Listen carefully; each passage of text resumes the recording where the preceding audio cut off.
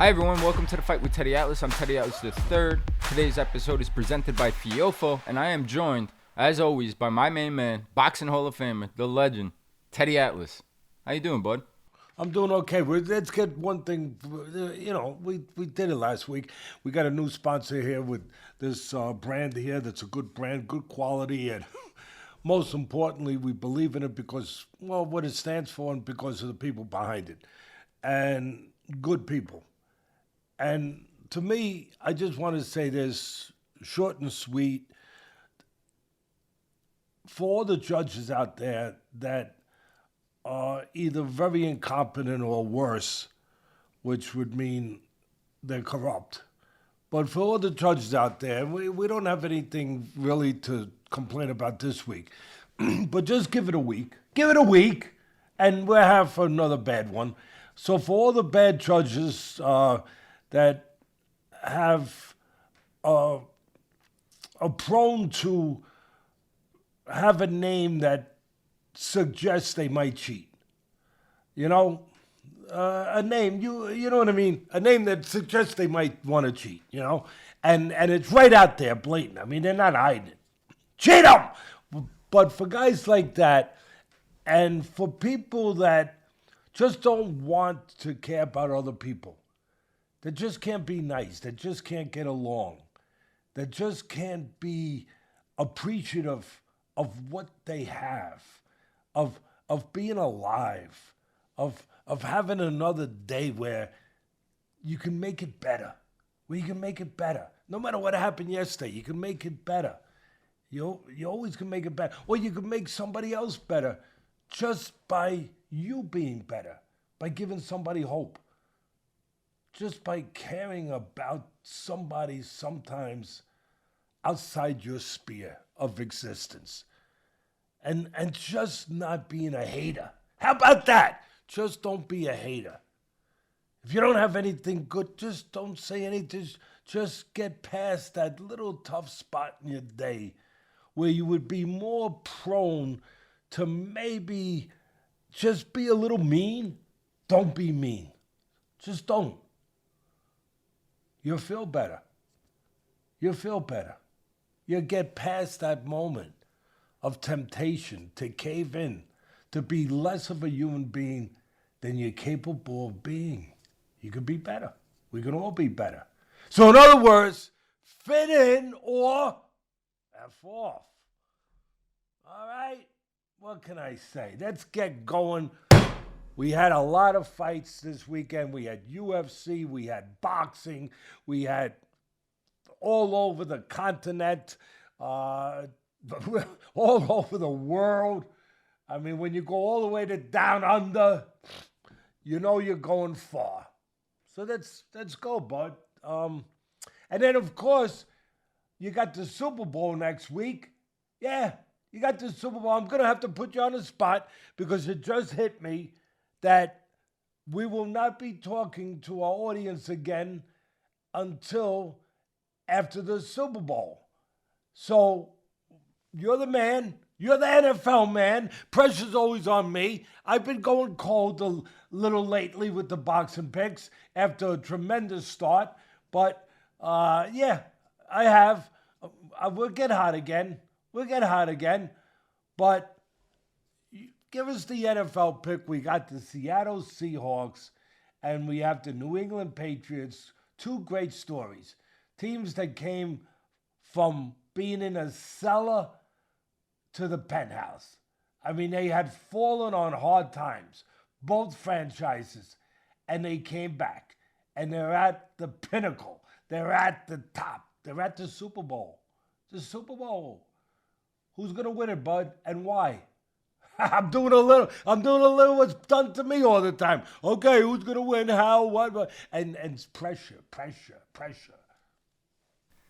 I'll start with this. Who's not going to win and who's going to be the biggest loser? And unfortunately, it's the New York Jets again, even when they don't play.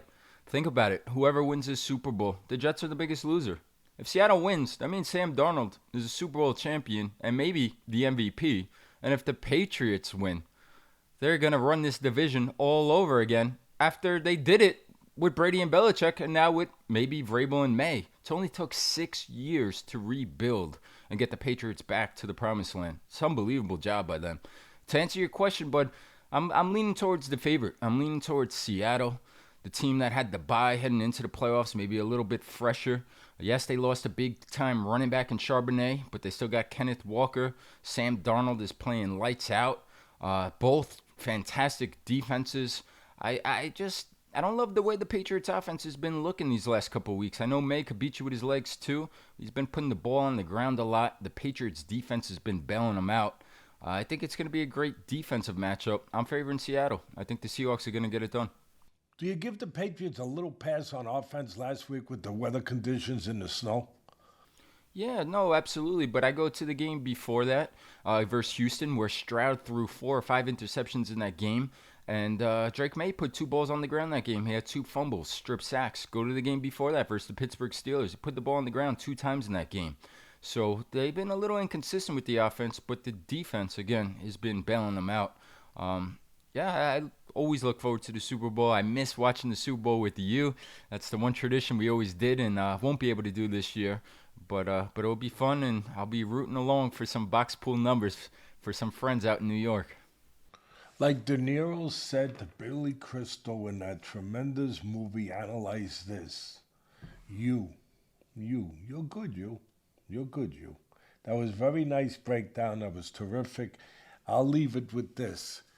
The official pick, the real expert, the guy who doesn't get it wrong, the kid, the magical kid, your nephew, my grandson, one of my beautiful grandsons, Joseph Atlas Fazio, told me the Seattle Seahawks will win. Papa, that's it. They're going to win. Okay. There it is. That's it. He's never wrong. He's never wrong. I want to see what your son says, Teddy the Fourth. I want to see what he says. I got to get his pick. Yeah, we'll get it. And I feel a lot better now with my pick being in the company of my main man, Joseph, over there. So, it'll be a fun one, bud. And we'll talk about it after the game on the next episode. But let's get into the fights. Like you said, a ton of action for us to unpack here. We're going to start with some recaps. There were fights all over the world. Let's start in your backyard there. New York City, Madison Square Garden, the mecca of them all. We had the 140-pound title of Teofimo Lopez. The WBO belt was on the line versus Shakur Stevenson. This was Shakur's first fight at 140 pounds. We live streamed it. Wasn't a lot of action, but we had a lot of fun. We had a good following. A lot of people joined in. You guys could go take a look now. It's still up there. Teddy's commentary for the live stream. And I'll say this, bud. I love to brag when we get it right, and you've been on fire. I've been calling you Nostradamus. Your record has been outstanding since the inception of the ropes. We got a little cold patch going. Can't win them all. You got this one wrong. You went with the underdog. You went with the value. You went with the odds. Teofimo Lopez was bringing back around 260. With Shakur Stevenson, you had to lay minus 350. It's a lot of wood to lay in this fight. We didn't lay it. We got it wrong. With that being said, I just want to start off with some of my takes of what you did get right. Because you did say that stylistically, this would probably not be an exciting matchup. And it wasn't, to say the least. It was boring. It was not a lot of action. Credit to Shakur Stevenson. He took the air out of the ball, his beautiful defense, his legs, his movement. But you also said that the difference in this fight may be the corner. And I think that was a huge difference in this fight. Teofimo Lopez, I'm the son of a trainer. I respect all fighters and trainer relationships with especially their father. I think his father let him down. And we've been saying this in the past, and it's easy to say after a performance where you fall short. But in the lead up to the fight, his father's antics at the press conference, being a no-show, all of these distractions. Now let's get to the fight. There was no adjustments. The game plan was wrong, in my opinion. Should have been trying to box and move. He was coming forward, and he was reaching. He was lunging. He was almost looking like an amateur. And again, credit to Shakur for creating that. But I just didn't see any adjustments. The in-corner strategy and advice was, where's the power? Show me the power. He didn't give him anything to make the corrections. He didn't even have a cut man to stop the cut and stop the bleeding. I thought the corner failed him tremendously. He looked lost. He looked discouraged. It looked like his body language from the second, third round on, that in those ways he was discouraged and not giving up, but you just didn't feel optimistic that he was going to be able to turn it around.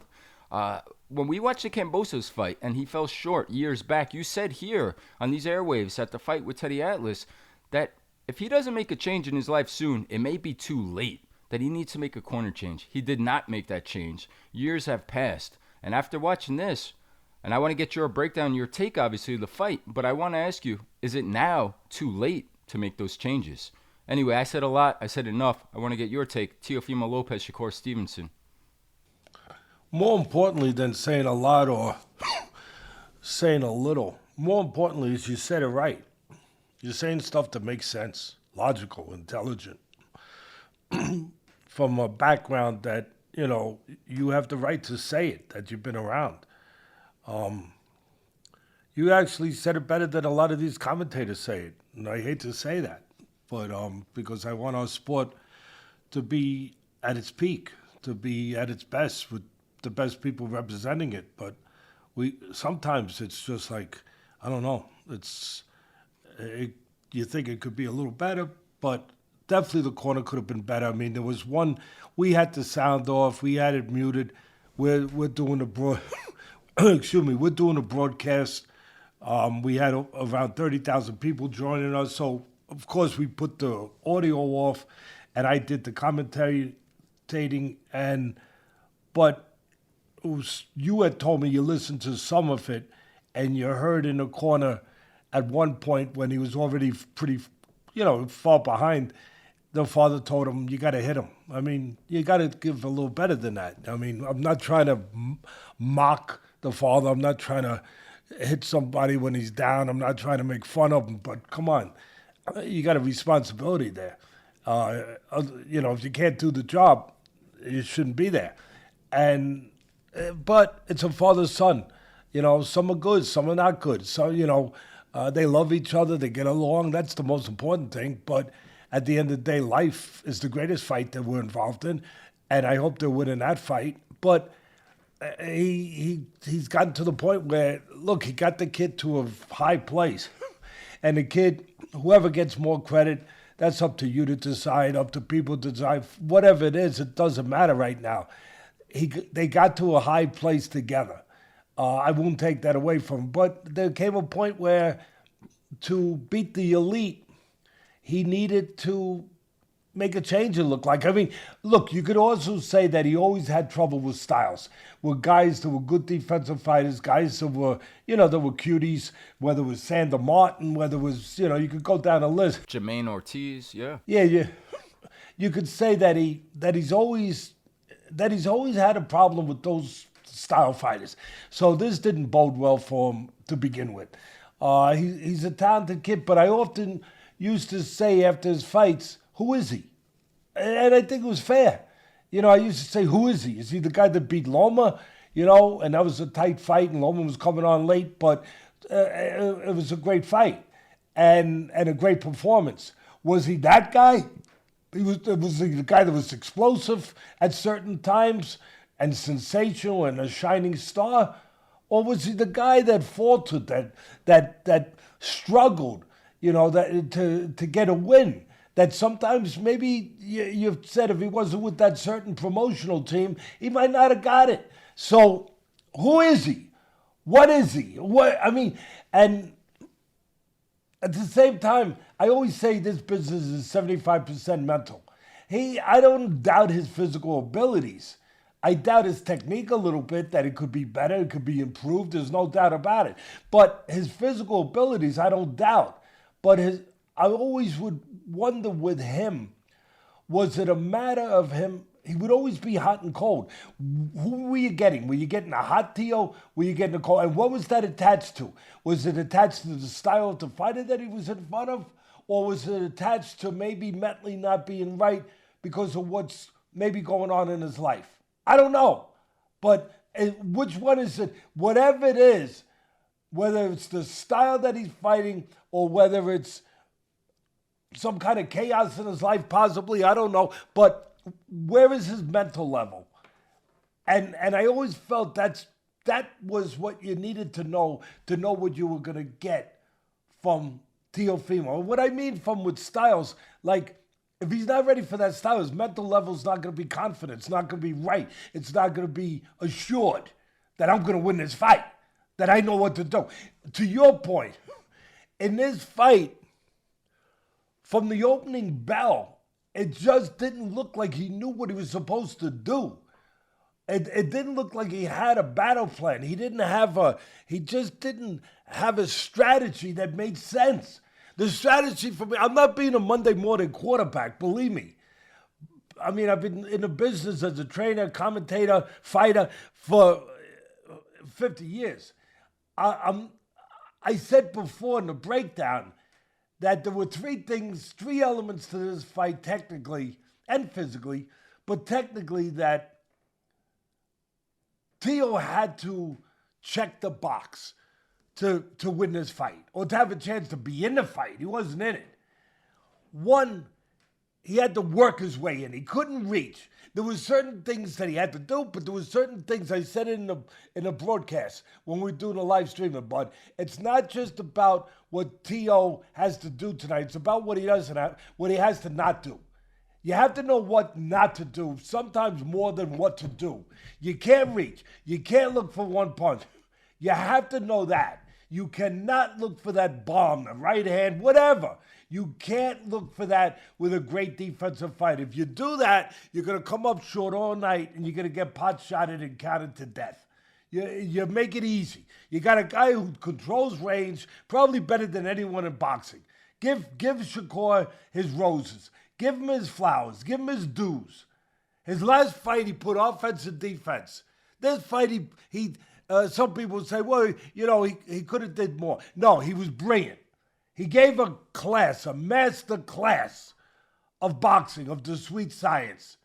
He controls range probably better than anyone in boxing. It used to be a day when Lomachenko had the best legs in boxing. Well, a lot of people think the best legs was Muhammad Ali when you have to move. It doesn't have to be on a bike. It doesn't have to be where, your trites are going around the ring. You're just controlling range. You're giving yourself an edge. You're giving yourself a position to always be the boss. And that's what Shakur does. He controls her. You come in 9 inches, he goes back 12 and a half. He counters you. He controls range beautifully. And so you're fighting a guy like that. You're Teo. You're in camp for 2-3 months. You're getting ready. What are you getting ready for? You know what you're getting ready for. So first of all, I can't reach with this guy.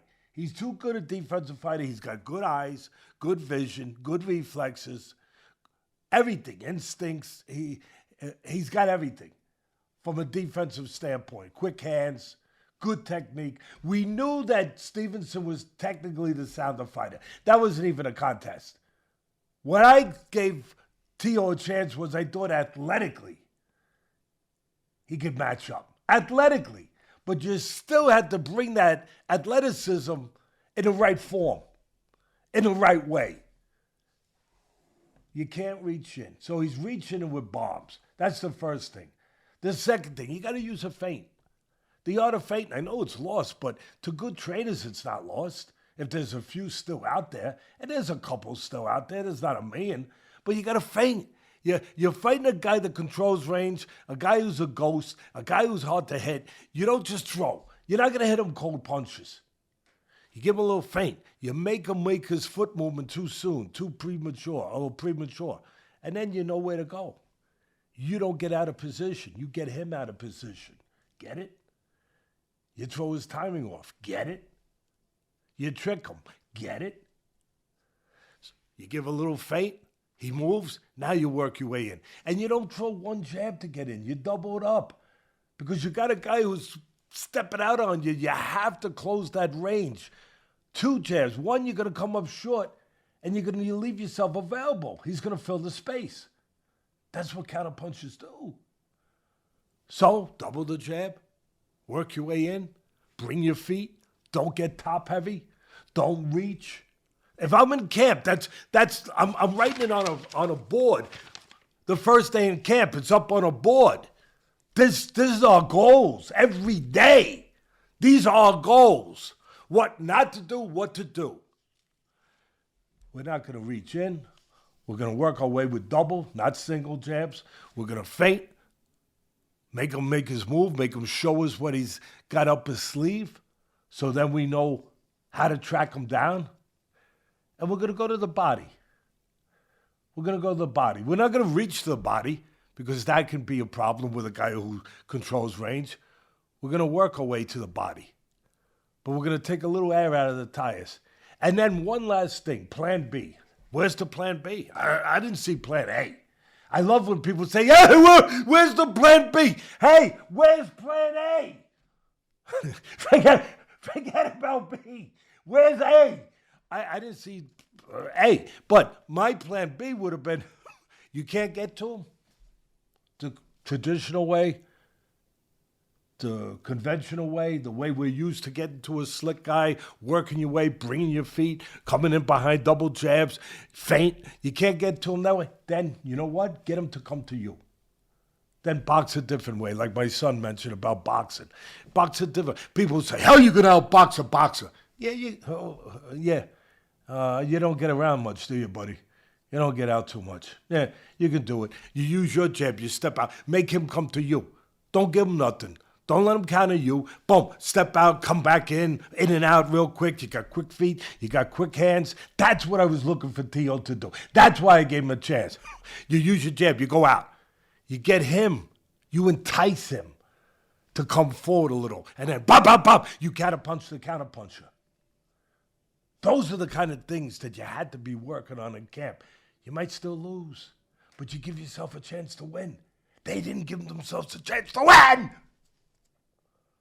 So at the end of the day, I think I covered it. I'm not going to overdo it. I give again, I'm bringing a bouquet of flowers to Shakur. He was masterful. If people say he was boring, I would boo you. Boo you. Because that was brilliant. I've used this analogy before. I used it last night when we were live streaming with 30,000, whatever people were joining us. It's like going to a baseball game. I know people love home runs. I get it. But how about you go to a game, you see a no-hitter. Maybe a one-hitter, but you see like a no-hitter. You see a pitcher that doesn't let people get on base, that takes the bat out of the batter's hands, that changes speeds, hit corners, keeps them off balance, takes great hitters, and makes it look like they're playing stickball. How about that? That's what you saw. If you like perfection, if you like art, that's what you saw. If you want to go to the Louvre, if you want to go to these great art museums, and you want to see Rembrandt and Picasso and all these great painters, these great artists, all you had to do was go to the garden, and you would have saw it.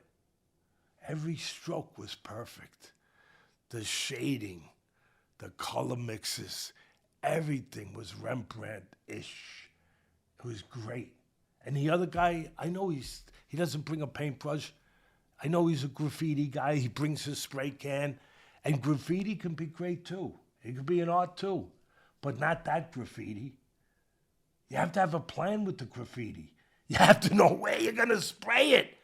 His was all over the place. The judges had spray on them. There were people in the front row that got a little spray on them.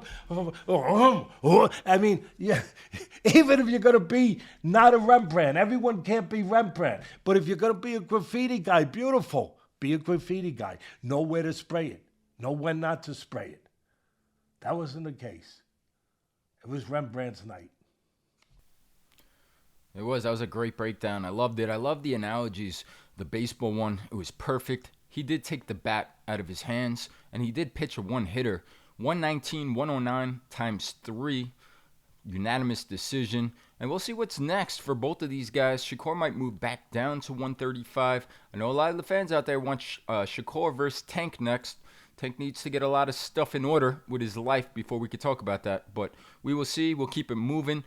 There's a lot to uncover. There's a lot of fights that we still want to recap before we get to some of these other cards, but just very quickly, just want to touch on some of the action that was on the undercard there at Madison Square Garden. The co-main event was the return of Keyshawn Davis, former 135-pound champion, Olympic silver medalist. He missed weight in his last fight.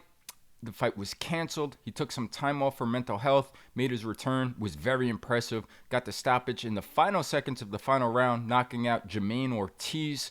The first guy to stop Jermaine Ortiz, who went the distance with some really good fighters in the past before, including Lomachenko, and Teofimo Lopez. And then also on that card, bud, a kid who you know very well since he's about 9 or 10 years old, who trained at the Dr. Atlas Cops and Kids program that your foundation subsidized, Bruce Shu Shu Carrington. Long time coming, becomes a world champion, wins the WBC featherweight title.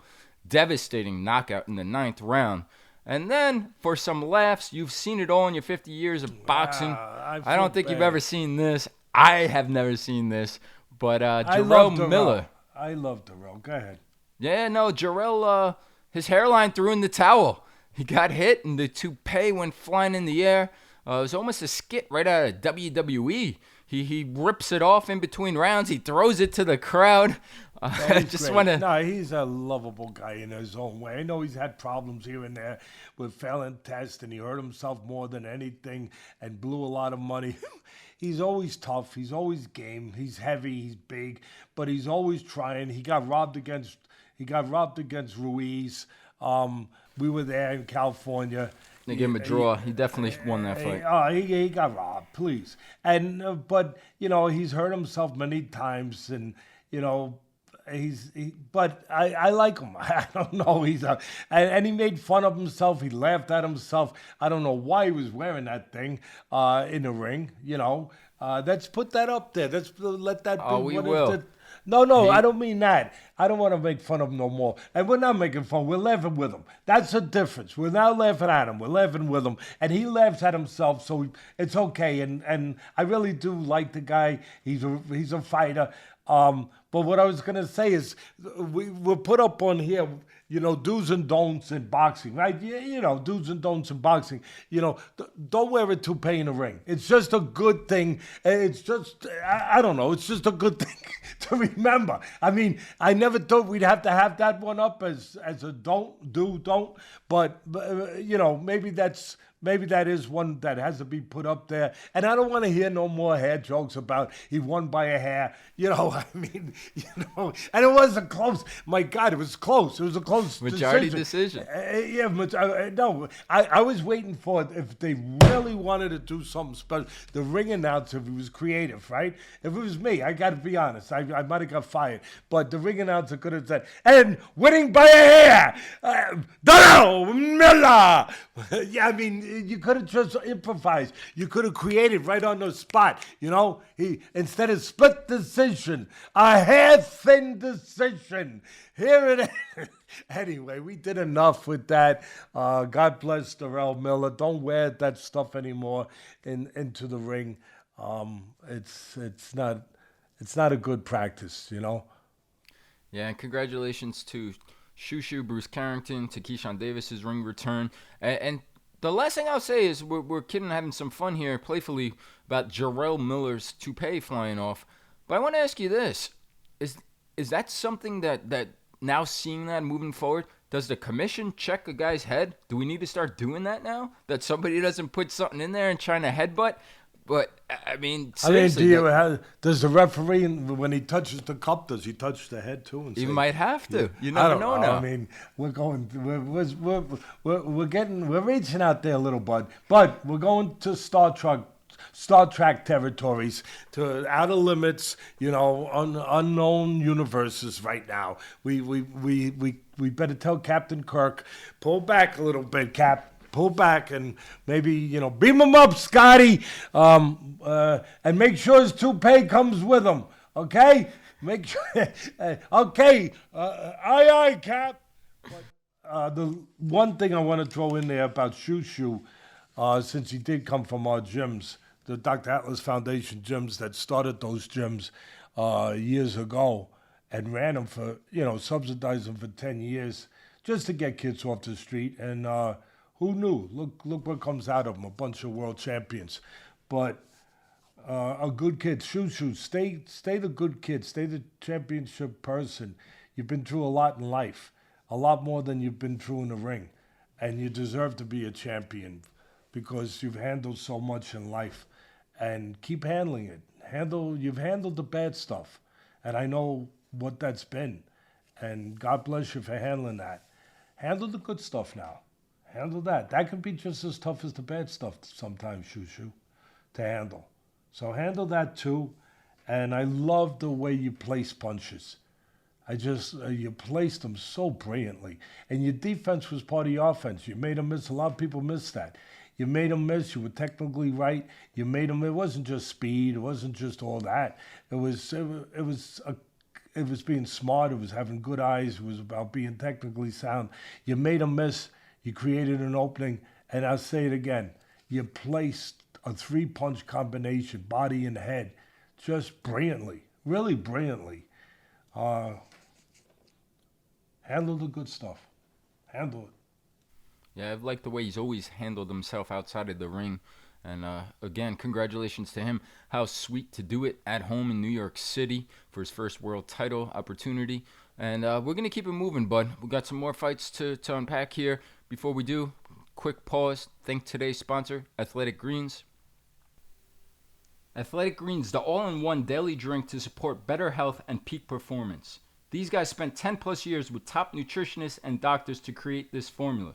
It's made from 75 whole food sourced ingredients. It has vitamins, minerals, prebiotics, probiotics, and antioxidants. This is like an insurance policy for your body's health. Athletic Greens is giving our listeners 3 travel packs for free and a free welcome kit including vitamin D3 and K2 and AG1 travel packs when you first subscribe. So whether you're looking to boost your energy levels, support your immune system, or address gut health, Athletic Greens is the way to go. Simply visit athleticgreens.com/atlas. Again, that's athleticgreens.com/atlas. There they are, Athletic Greens. Teddy always keeps them by his side, always with us.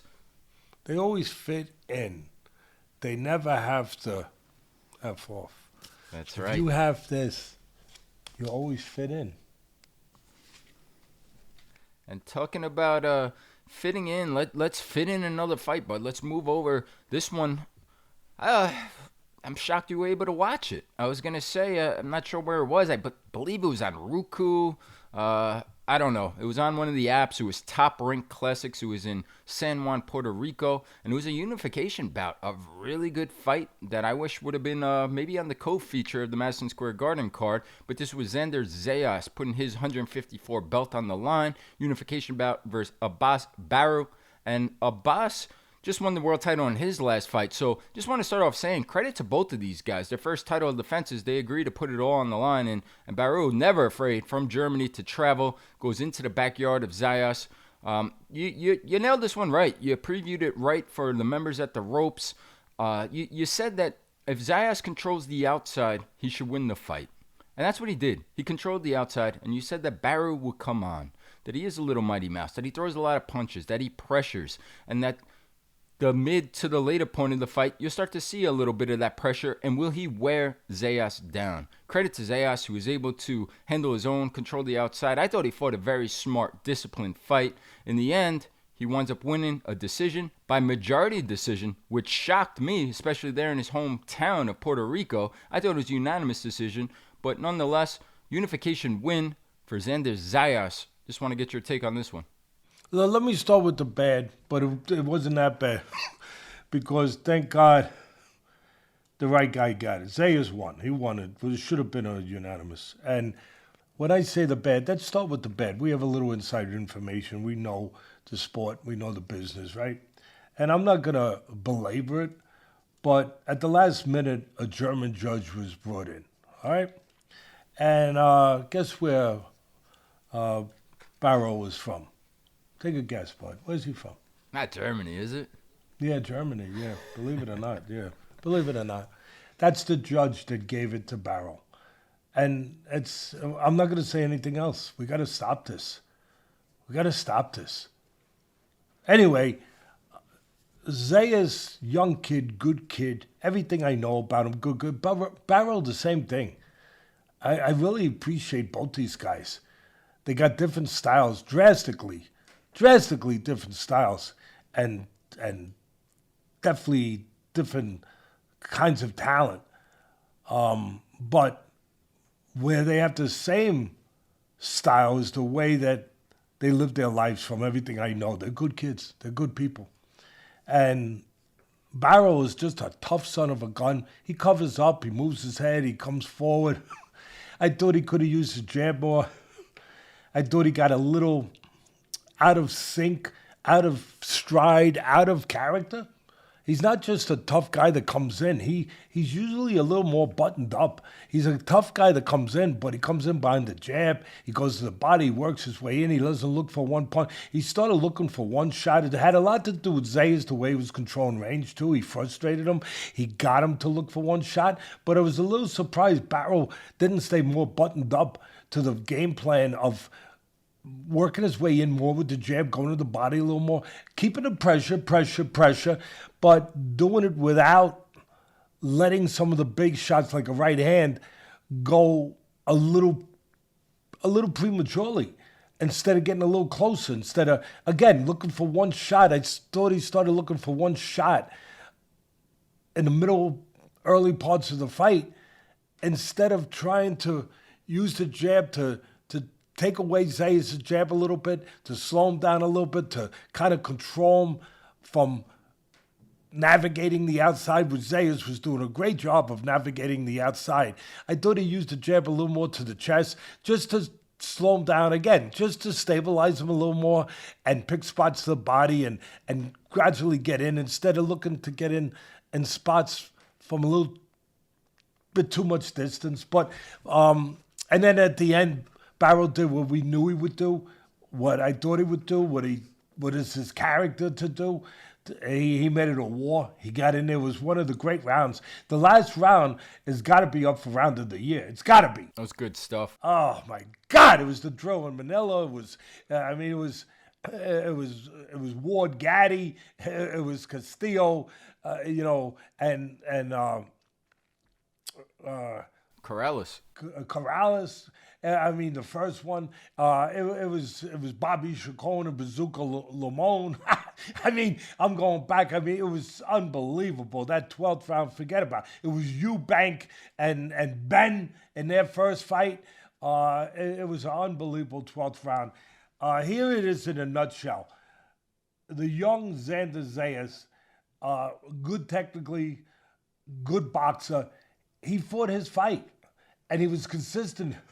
He was disciplined. They had a game plan. His people were ready. They stayed on the outside with the very strong Baraou, the very determined Baraou, the guy that could be dangerous. They stayed on the outside. They controlled the outside. They used their legs. They had the faster hands. They had the faster, swifter legs. They used it. They were smart, and they were disciplined. And they fought their fight. I say it again. It's so important to own the geography that makes sense for you with your skill sets. He owned the geography that made sense for him and his skill sets. Fast hands, fast feet, on the outside, box, put on a boxing show. He did. Beautiful. Uppercuts, counters, get off first, move, angles. Just a great, along the lines of what Shakur Stevenson did, but with more mobility, more of being on the bike a little bit, but at the same time mixing in offense. It was a great display. It really was. I want to say this. There's a lot, and you can say this about any industry, not just boxing.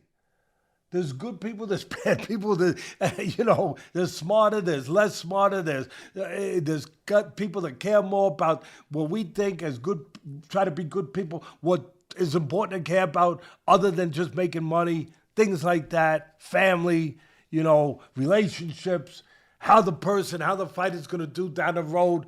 When he's successful, is he going to be able to handle that success?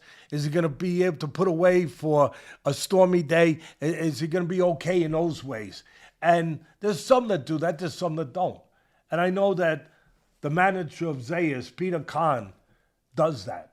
I just want to say that because when I know somebody is good in those areas, I think in this sport that gets a bad label, I get it. I think that those people should be pointed out that they're doing a good job. in those ways, in all ways, in the most important ways. So I just wanted to say that. I don't know Barrow's people. They might be just as good. I'm just privileged to know Peter Khan in that way. At the end of the day, you know what I loved about this fight and about Zayas? He was the faster guy. He was the swifter guy, and he did it all night. And then it got to the late rounds. And then Barrow came on, which you knew he would. And he came on. And he could have kept doing it that way, But he said, "Go, you know what? I'm putting my flag down. I'm here. I'm in front of my people." And I think that buoyed him in front of his people. Trinidad, the great Tito Trinidad was at ringside. I mean, come on.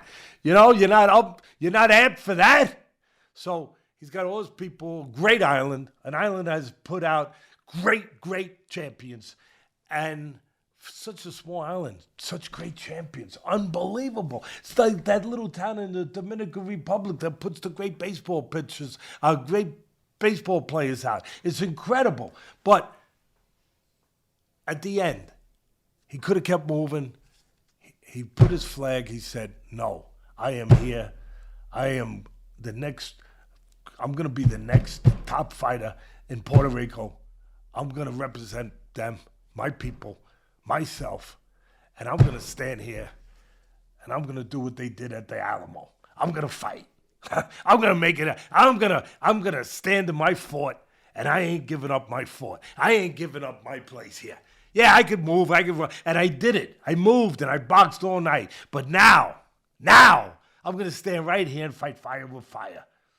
And I'm going to earn the right to not only be called a champion, but to feel like one.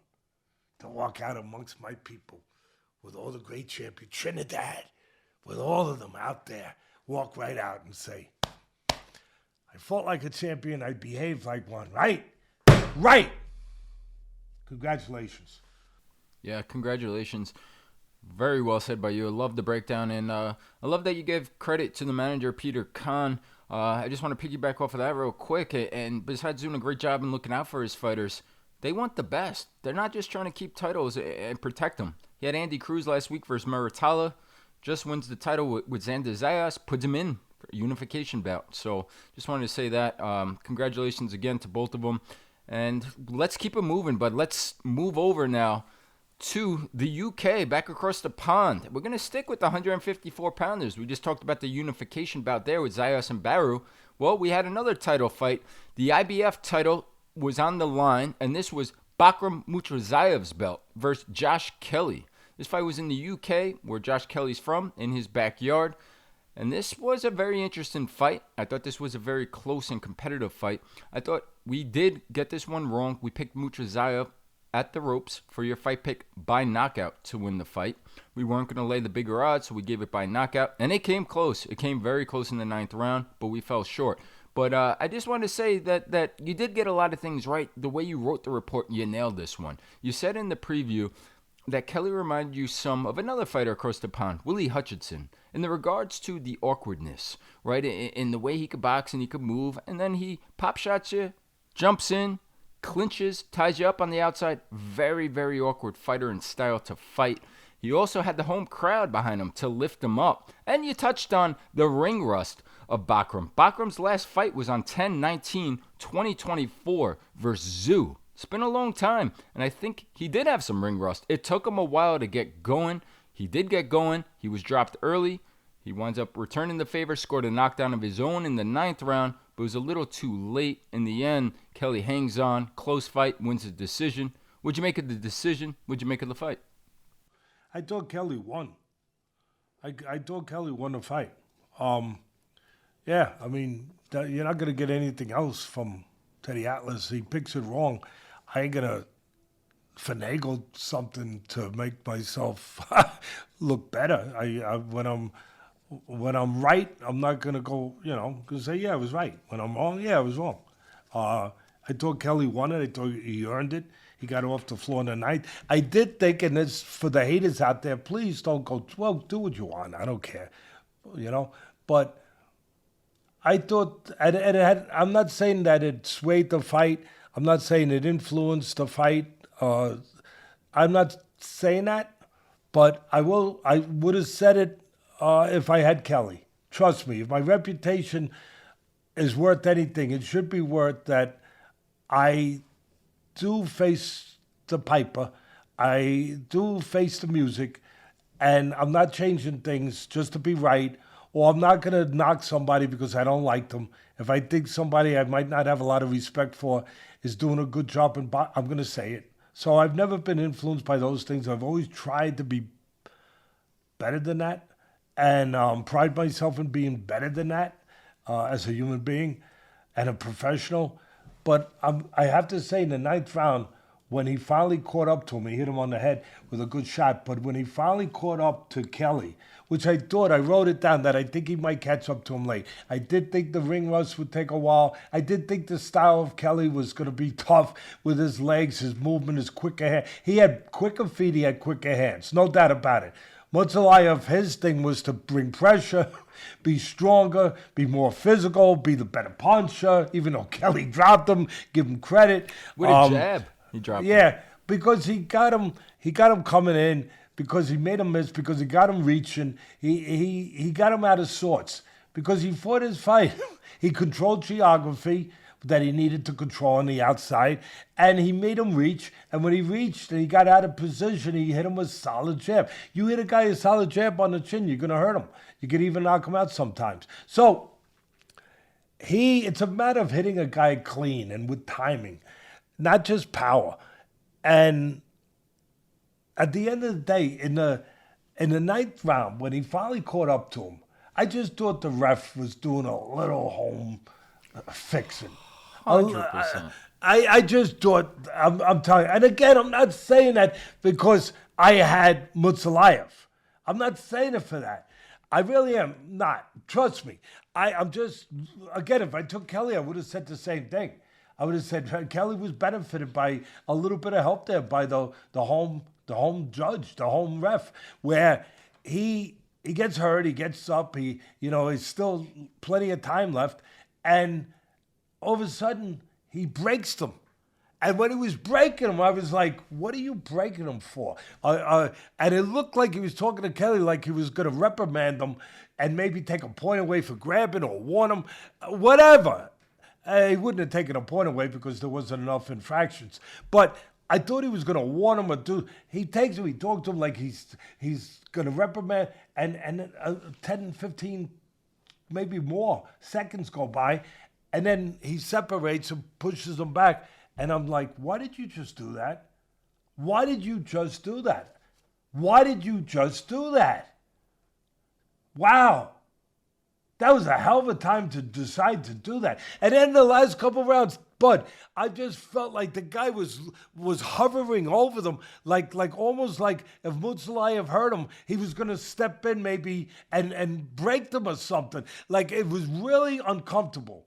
I was watching, I was saying, oh my God, he was so close to them that I forget who it was, if it was Kelly or Murtazaliev, bumped into him one time. I mean, he was like he looked like he was like a referee gets when a guy's hurt. But the guy wasn't hurt yet. And we knew that Murtazaliev needed the knockout probably, or another knockdown to win the fight. And it's like he was going to make sure that didn't happen. If I went too far, if the English, I love you guys across the pond. You know that. You do. Next time I see the crumpets on me, really, you've had a couple good wins, I'll get you a Guinness to wash it down with. I will. But be honest, really, for a second. Then it looked like he was in there. Like I was like, "What are you doing? Get out of there! What are you so close for? Those last couple rounds." Anyway, at the end of the day, Kelly outboxed him. He fought his fight. He controlled the geography that made sense for fast hands, fast feet. He used his assets, his physical assets. He boxed brilliantly, and then he did overcome. You want to see a guy that wins the world title. Not only with talent, but you want to see a glimpse of character. You do. You want to see that. That to me, that is what colors the word champion. You're right champion, but then you color it in with character. with how he behaved. And he did get off the floor in the ninth round. And he did win the fight. And it was a good upset. It was a big upset. Anyway, Kelly has the style, he's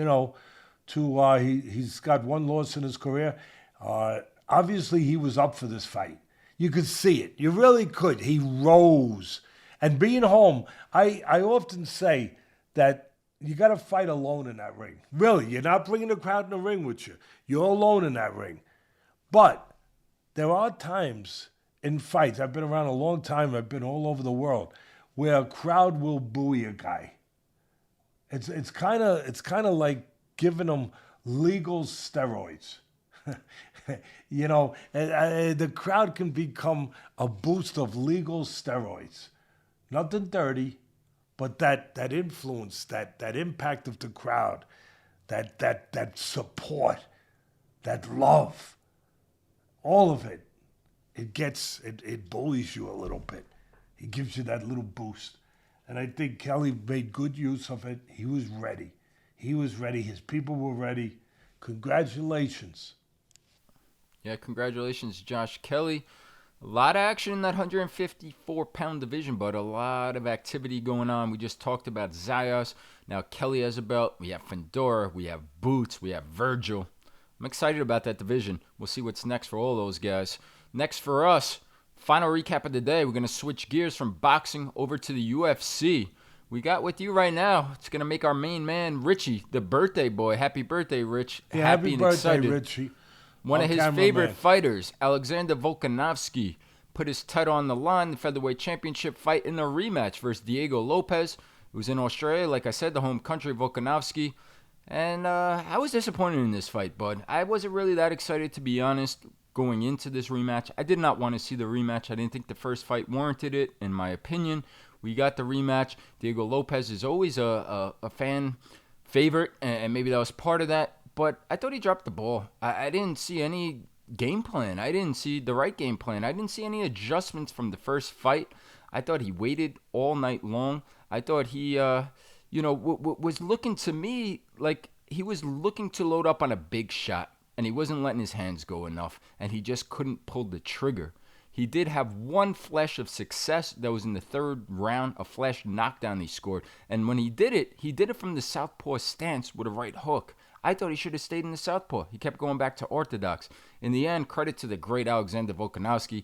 He does what he always does. Finds ways to win. He makes the adjustments. Really good striking. They both early on, to me, seemed like they were worried about the takedowns. Became a more cautious and tactical fight. But again, unanimous decision win for the hometown hero, the champ, Volkanovski. Just want to hear your take. I think the thing that you saw missing, maybe, Bud, tell me if I'm wrong. I don't want to put words in your mouth. But you covered it pretty well. You talked about the things that you were disappointed in, that you didn't see, that you wanted to see. I would use the word, you probably saw some urgency missing in Lopez. Is that fair? Yeah, 100%. That's a proper word. Yeah, I would second that. I would second that. And I would say that Volkanovski, to begin with, is the more versatile, the more well-rounded, complete, if you will. Lopez might be a little stronger, a little bit better puncher, perhaps. In certain physical areas. But Volkanovski was experienced, the competition that he's been in there with, everything else. And just, he's more dimensional. And at the end of the day, we could break this down 42 ways to Sunday, but he outboxed Lopez. And he had the ability, as long as it was going to be a striking match, which it pretty much became, he had the ability to do different things. He used his legs brilliantly to move and keep Lopez, whose really big chance was, I think most people would say this, but to hurt Volkanovski, to hurt him with something, to control him by hurting him with something. And Volkanovski had a good plan. He used his legs to move, to keep him off balance, to not let the puncher be set to punch. And what I mean by more dimensional, he got his offense in different ways. He got his offense, Volkanovski, by moving with his defense, his legs, created offense. Yeah, it helped him with defense. It kept Lopez from getting set. But it helped him with offense, where all of a sudden he could stop and pot shot and catch him first. And he had offensive opportunities in 2 or 3 different areas where Lopez had it in one. Where Volkanovski had opportunities to catch Lopez coming in, countering, and he was magnificent with the countering. It wasn't a whole, night of it, but there was enough of it. He discouraged Lopez from coming forward too much and being too aggressive because Volkanovski countered him really well when he did. And so he had counterpunching as an offensive weapon or option. Volkanovski did. And then off his legs, he had the option of getting off pot shotting, just getting off quick, just getting off, beating him to the punch, keeping him off bound. So he had more offensive opportunity. He was more versatile, more dimensional. For me, Lopez, his opportunities, his offense, his chances to win came in kind of one area where he's set on his feet and he's got the longer jab. He's a bigger guy, the longer guy, and he's got him at the end of the jab, and he could catch, at the end of the jab, he could catch Volkanovski. Hopefully we're right there. Or catch the shorter Volkanovski coming in. Every once in a while, Volkanovski would come in. And sometimes, quite honestly, I love him, but sometimes it was a little reckless.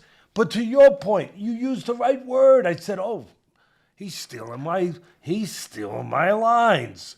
He's saying what I'm going to say. He didn't pull the trigger.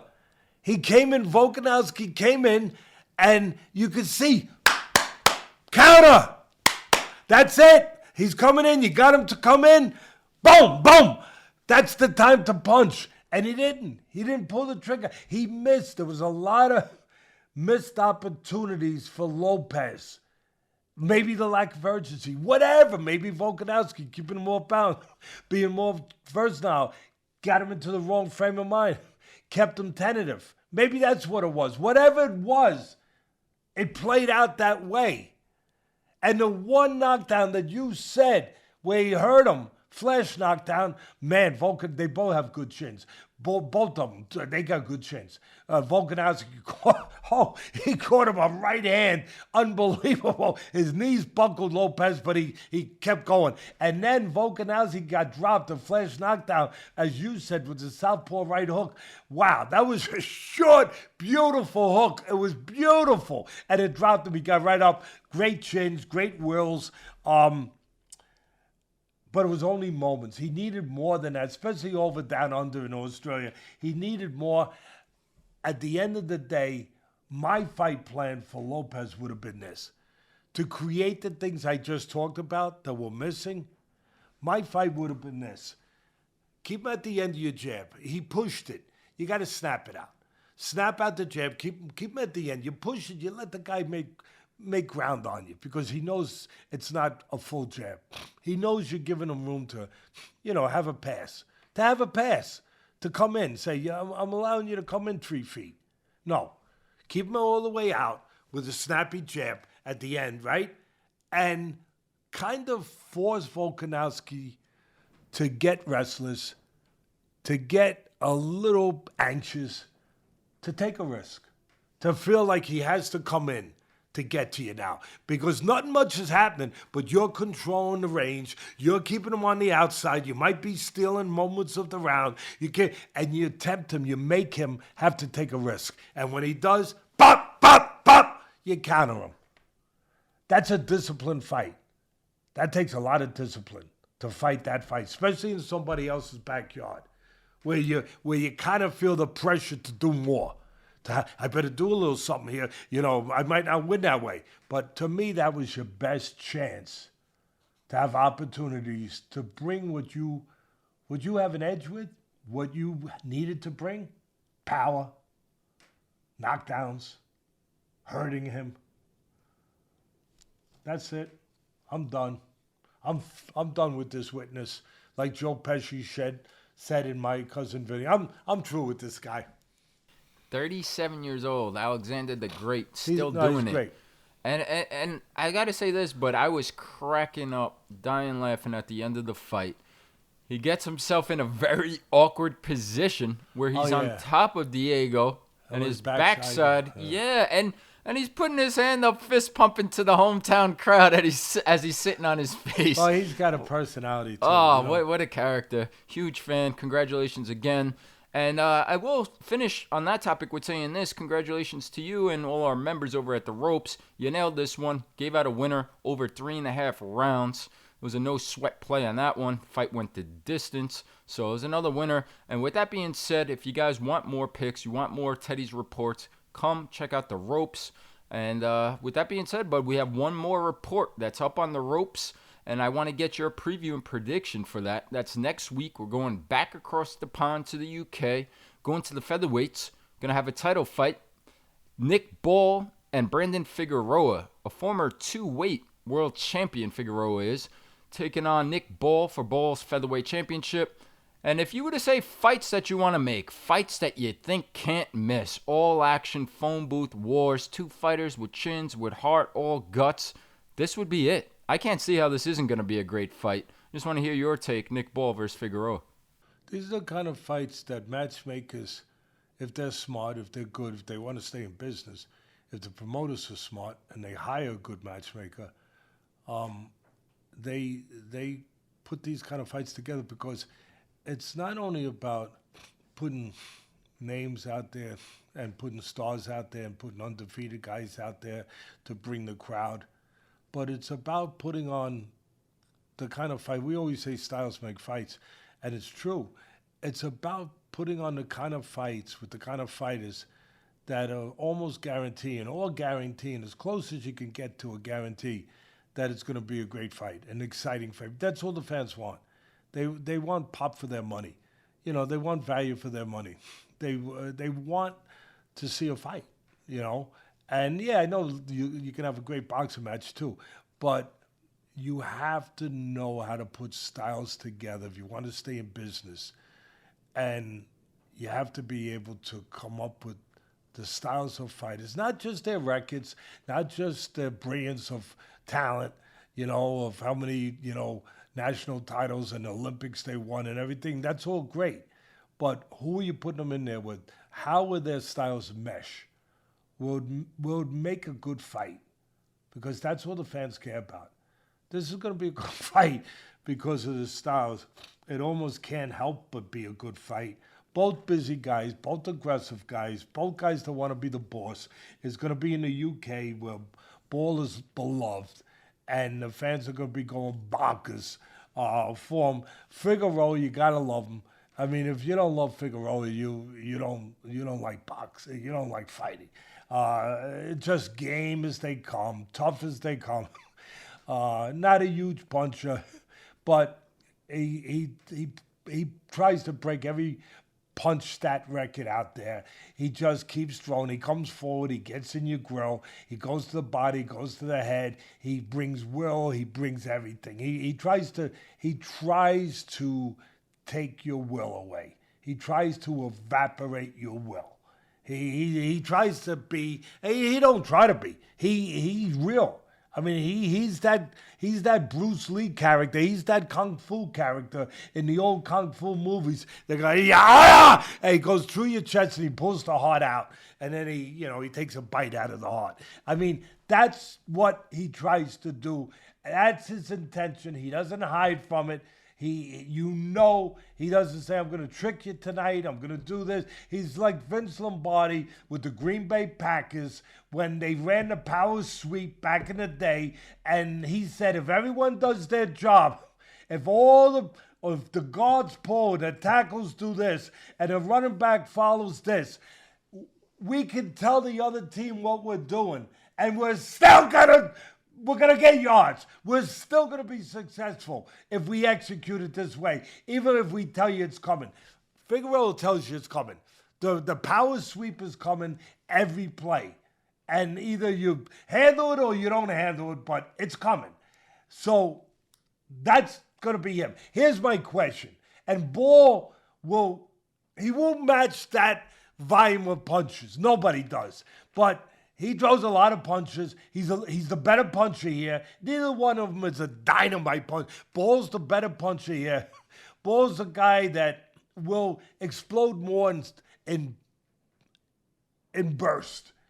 He'll give you that rain cloud burst in the middle of the day. Boom!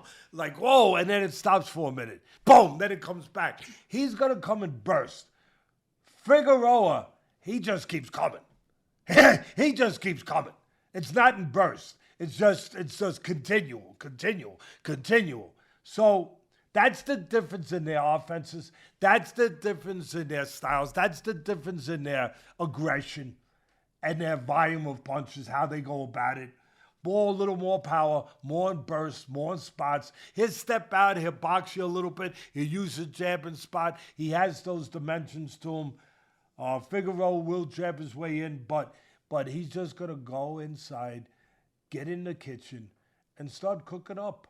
Cooking up eggs, hamburgers, steaks, a little of this, a little of that on the grill. He's just going to keep cooking. He's going to, unless somebody, throws him out of the kitchen. I don't know if Bull can throw him out of the kitchen. I don't know. It's going to be a hell of a fight. Here's my concerns, my questions, my handicapping. Figueroa's got a lot of miles on that odometer. I don't judge fighters by their age. I judge them by the amount of punches they've taken, the amount of tough fights they've been in. He's been in a lot of long, tough fights. His last fight, I don't know if he won it. I'll be honest with you, but it was a hell of a fight. It was a hell of a tough fight, as they usually are for him. He took a lot of shots. And that was only, to your point, 6 months ago versus Joet Gonzalez. And I agree with you. I thought he lost that fight. I did too. But I love him, and what are you going to do? I felt bad for Joe Gonzalez because it was his third shot at the title, and he didn't get it. And I thought he earned it. But that's boxing, unfortunately. I'm concerned what he's got left. I'm concerned when that missing part of him that gets taken out in these tough fights is noticed. When all of a sudden he gets in the ring one night, and you say, whoa, he's not the same. Whoa, there's a little something missing. Whoa, he looks a little old. I'm concerned that when is that day going to come? I have no doubt it has to come with his style. But I'm just wondering, when does it come? And so that's one of my concerns. What Figueroa, will he be at max? At max?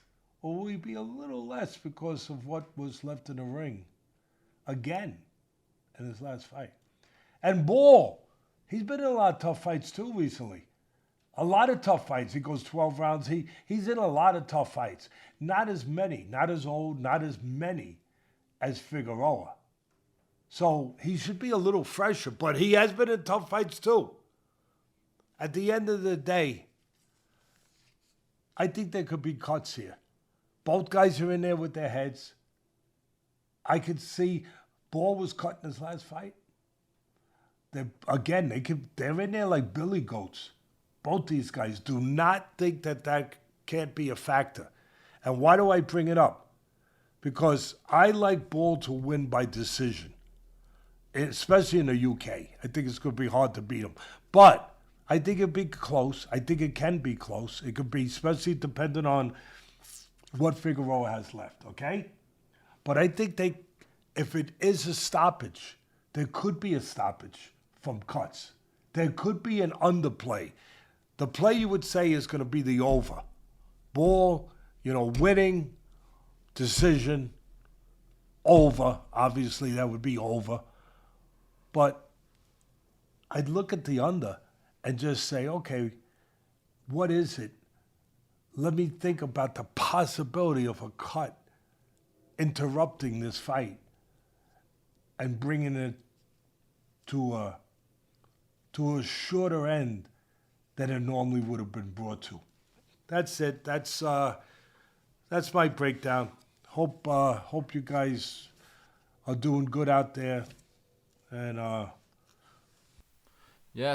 like it. As I said in the lead-in, I cannot wait for this fight. Got to meet Nick Ball in Saudi Arabia, spend a little time around him. big fan, not just the fighter and his style, but the man outside the ring. And Figueroa, don't know him personally, but he seems like a great kid and somebody you root Both of for them in are those great ways. kids, but they're both great people. They really are. Yeah, absolutely. It feels that way. Ball minus 380, but Teddy's pick, we're not laying that wood. Ball to win by points, minus 105. Not a bad line there to get a minus 380 favorite at even money, basically. We will be live streaming this fight over at the Ropes. So for those who want to watch the fight along with us on Zoom, you get Teddy's private commentary, in-fight betting tips, Q&A, all your questions answered. Come on over, check it out. That's at the Ropes. And I will say this, bud, the one thing with Figueroa that I always say is, and I think of, is the saying you always say, you and Cuss, people born around don't die square. You are what you are. That is what he is. That's his style. You know what you're getting. He's going to come forward. I'm waiting for him to trick us one of these times. He's so much taller than Nick Ball. He's so much longer. To use those advantageous height and length and maybe box and fight on the outside instead of giving that height up and just slugging it out on the inside. Lewis Crocker did that versus Paddy Donovan in the rematch and shocked me. I wonder if Figueroa and his people will do that to Ball and shock us or shock Ball. Crocker hasn't been around as long as Figueroa. Crocker was still at a stage, in his career where he could make that adjustment, and credit to his trainer. I was surprised to hear that he left his trainer after that fight because I thought he did a good job. Tremendous. Making that adjustment and making that change. That really surprised me and it surprised Paddy Donovan, to be quite frank. So I think that was, Crocker was at a stage where he could still be pliable in that way. I think that the ship has sailed a little bit on that for Figueroa, where this is him. It's kind of like having a tattoo on you. You ain't getting it off. Yeah, you put that tattoo there. I know maybe you could cover it up, whatever the hell they do, but it's there. It's imprinted on you. I think that his way of fighting and living is imprinted on him. It's entrenched in his beliefs, in his pride, in his way of thinking about this business and how he represents himself.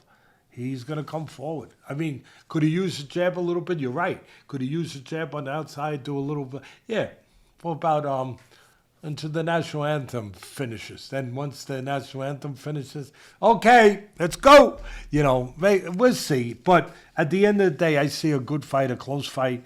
It could be bloody in the way I said, but I think Ball will get a points win. If anybody has a chance to hurt the other guy, Figueroa always can hurt you, break you down. That's what he does. He breaks you down. He can hurt you with a body shot. That's always a possibility. But for Ball, he's got a pretty good left hook. He explodes it in spots. There could be a flash knockdown there. But at the end of the day, as you said, even if it's cuts, once it gets past 4 rounds, it'll go to the scorecards. And even that way, I would think that Ball could... If it's caused by a headbutt, not caused by a punch, the cut is caused by a punch, it would not go to the scorecards. 100%. Accidental headbutt, whatever you want to call it. Yes, 100%. Thank you, sir, for... thank you, bud. I loved it. That was some great recaps, some great preview there. And again, we'll be doing this live stream next week over at the Ropes. Come take a peek, check us out. And why don't you take us home, bud? Sign us off. Enjoy the Super Bowl, by the way, okay? And, maybe I think the Seahawks, my son and my grandson both like the Seahawks, so I think that might be the flight. But who knows? Both these teams, just to get to the Super Bowl, have won. Coming from the seasons they're coming from the past they're coming from, where they were not doing that great. It's remarkable. So enjoy it. And most importantly, stay warm if you're on the East Coast. If you're in that area where there's Arctic, not where my son is. My son's in Vegas. He don't have to worry about that stuff. You know what I mean? But if you live in the heat, fireman. You gotta live in the heat. He's a fireman, all right. But if you're in this area of the country where you've been hit with this Arctic blast, that we've had for the last 2 weeks. It's been 2 degrees, 1 degree, 4 degrees, 2 feet of snow, everything else. Stay warm, but most importantly, stay safe and be good to each other. God bless. Yeah. Thank you guys, as always, for being with us. Please like, comment, subscribe. We'll see you guys again next week.